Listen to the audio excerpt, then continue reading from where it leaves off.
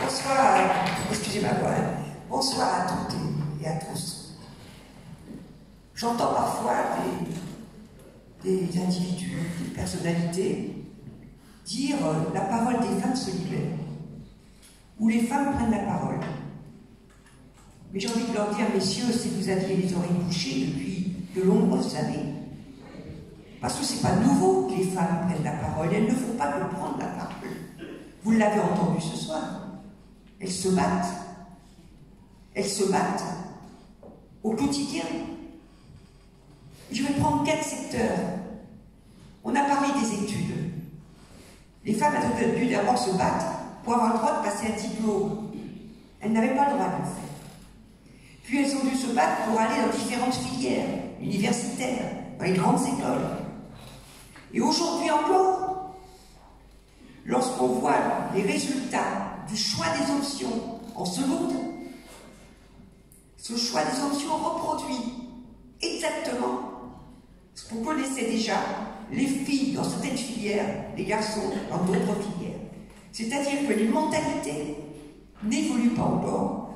Le regard de la société porté sur les jeunes filles font que les jeunes filles ne pourraient pas être ingénieures, ne pourraient pas faire tel ou tel métier, mais que par contre elles peuvent être enseignantes, elles peuvent être filles et sœurs.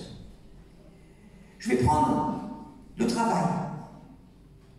Vous savez, un des points principaux de la domination patriarcale, c'est de dire l'homme c'est la cité, la femme c'est le foyer. Donc, lorsqu'elles sont rentrées massivement au travail en 14-18, puisque les hommes étaient partis, on les a immédiatement renvoyées par décret au foyer. Puis ensuite, elles ont dû se battre pour avoir le droit d'être salariées sans l'autorisation de leur mari. C'est les années 70. Et puis elles se battent aujourd'hui pour l'égalité professionnelle, pour la prise de responsabilité dans l'entreprise. On a encore un autre point, la vie publique. Il faut attendre la libération pour que les femmes obtiennent enfin le droit de vote et le droit d'être élues. Mais pendant des années, elles se sont battues avant. Et au Sénat, à chaque fois que la question du droit de vote des femmes venait, on avait des réflexions du genre, si les femmes viennent en politique, elles vont apporter la déraison. Si les femmes viennent en politique, elles vont devenir terribles. C'est exact, disaient les sénateurs. Elles ont obtenu le droit de vote avec la résistance. Puis nous avons obtenu les lois sur la parité. Puis nous avons obtenu que de plus en plus de femmes prennent des responsabilités politiques. Mais encore aujourd'hui, il n'y a pas la parité à l'Assemblée nationale. Regardez les candidatures aux municipales, le pourcentage des femmes qui conduisent des listes par rapport au pourcentage des hommes.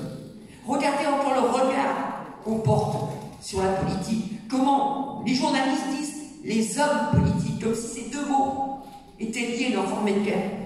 Moi, un journaliste me l'a fait devant moi en me disant « Vous qui êtes un homme politique ». J'ai dit « Ouh, j'existe ». Voilà. Donc on voit bien que là aussi il y a un combat à perdurer la monnaie. Alors j'ai envie de dire, tout à l'heure on parlait de patience ou d'impatience. Ben oui, excusez-nous, on est un peu impatiente. Parce que vu le nombre de décennies qu'on mène ce combat, on a envie maintenant que ce combat aboutisse dans tous les domaines de la vie. Et aujourd'hui, le domaine du respect du corps de la femme, on a eu des acquis.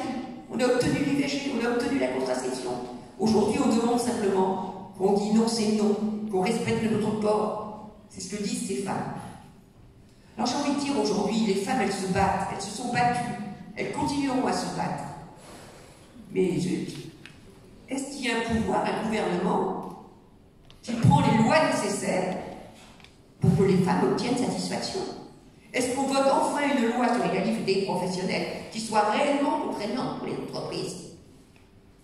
Est-ce qu'on fait œuvre de prévention dans l'éducation sur tout ce qui concerne le rapport homme-femme? Est-ce qu'on fait de la parité dans tous les domaines de la prise de responsabilité, dans tous les lieux de pouvoir? Ça, la loi peut le décréter, la loi peut le mettre en œuvre. Donc j'ai envie de dire aujourd'hui, oui, comptez sur nous, on va continuer à se battre parce qu'on n'est pas le genre à baisser la tête. Mais maintenant, nous avons envie que l'engagement politique soit un engagement féministe. Fabien l'a très bien dit dans son intervention. La révolution féministe.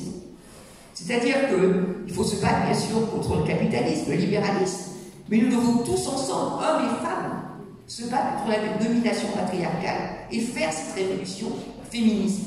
C'est un combat de libération humaine, et je dirais, les femmes, on n'est pas égoïstes. Parce que chaque fois qu'on obtient un acquis, ça sert au reste de la population. Ça sert au reste de la population. Imaginons pour les l'égalité des salaires. Vous imaginez ce qu'est les cotisations sociales. C'est la retraite à 60 ans. C'est tout ça qu'on pourrait obtenir. Donc à chaque fois que les femmes gagnent quelque chose, c'est la civilisation qui avance. C'est l'émancipation de chacun et chacune.